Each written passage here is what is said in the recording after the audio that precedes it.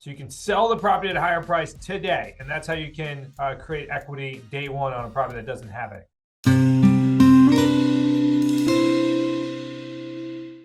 As I always try to do, not just give you theory, I want to give you sort of some deals we've done.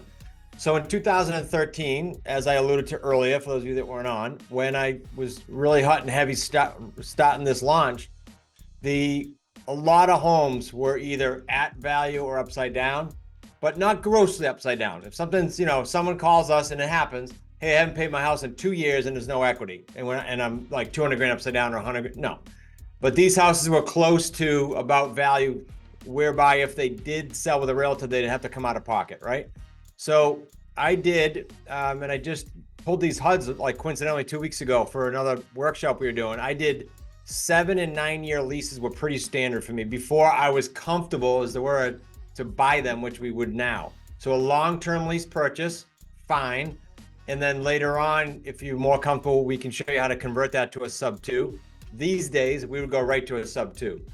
The short answer on anyone upside down is long terms, if it's not grossly upside down. That's one issue.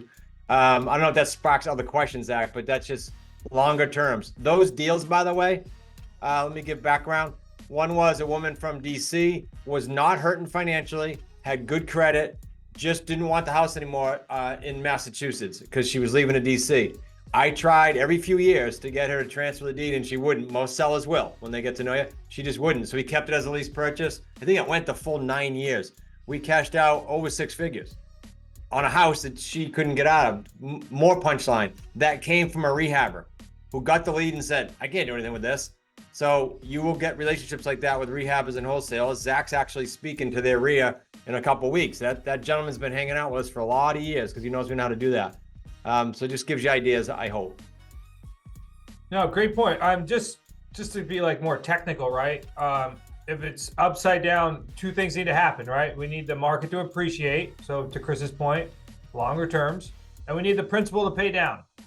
So it's that simple. Like if those two things happen, you create equity, and that's when we can go eventually get rid of the property.